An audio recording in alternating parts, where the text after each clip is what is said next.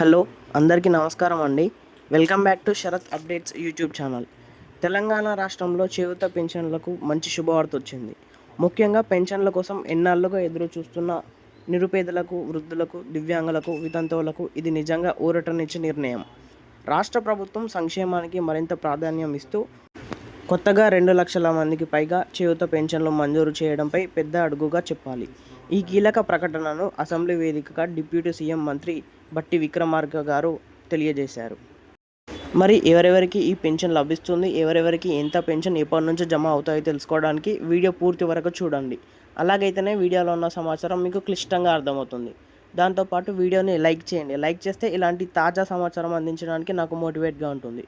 దాంతోపాటు ఛానల్ని సబ్స్క్రైబ్ చేయండి. ఈ నిర్ణయం వెనుక ఉన్న ముఖ్యమైన ఉద్దేశం ఏమిటంటే సమాజంలోని అట్టడుగుల వర్గాల వారికి ఆర్థిక భద్రత కల్పించడం. చాలా కాలంగా పెన్షన్ల కోసం అప్లై చేసి అర్హత ఉన్నప్పటికీ పొందలేకపోయిన వారికి ఇదొక నిజంగా పెద్ద రిలీఫ్ అని చెప్పుకోవచ్చు. ఈ పథకం ద్వారా లబ్ధి పొందేవారు వృద్ధులు, వితంతువులు, దివ్యాంగులు, చేతి వృత్తుల వారు, అలాగే ఆర్థికంగా బలహీన వర్గాలకు.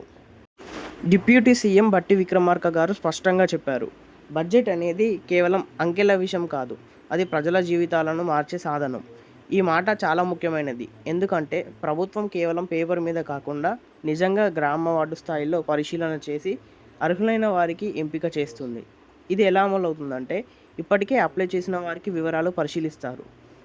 అధికారులు క్షేత్రస్థాయిలో వెరిఫికేషన్ చేస్తారు. అర్హులైన ప్రతి ఒక్కరికి పారదర్శకంగా పెన్షన్లు ఇస్తారు.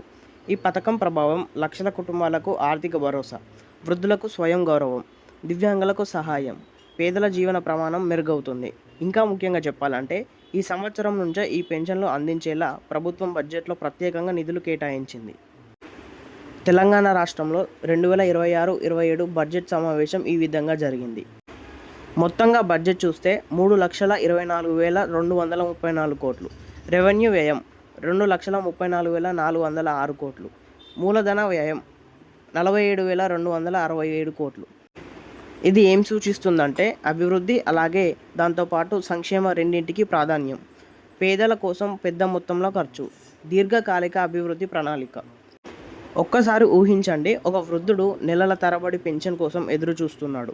ఒక వితంతువు తన కుటుంబాన్ని నడపడానికి ఇబ్బంది పడుతుంది. ఒక దివ్యాంగుడు చిన్న సహాయం కోసం ఆశగా ఎదురు చూస్తున్నాడు.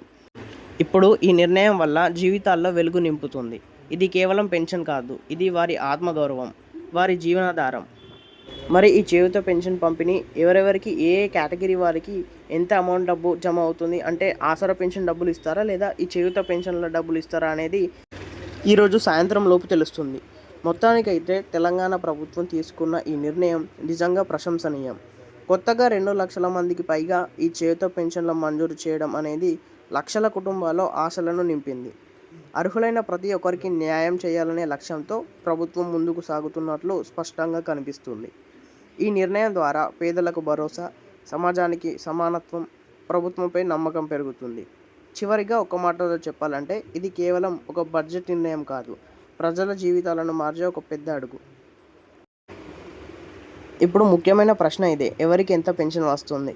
తెలంగాణలో ఈ చేయూత పెన్షన్లు సాధారణంగా ఇలా ఉంటాయి.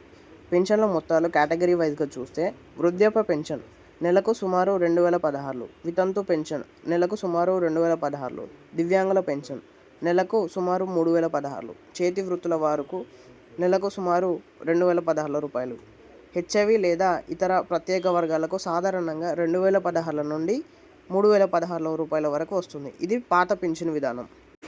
మరి కొత్త పెన్షన్ విధానం ఎలా ఉంటుందో చూడాలి. చేయూత పెన్షన్లు మరియు ఆసరా పెన్షన్ల గురించి లేటెస్ట్ అప్డేట్స్ కోసం మన ఛానల్ని సబ్స్క్రైబ్ చేయండి. వీడియోలో కొంచెమైనా సమాచారం తెలుసుకున్నట్టు అనిపిస్తే లైక్ చేయండి.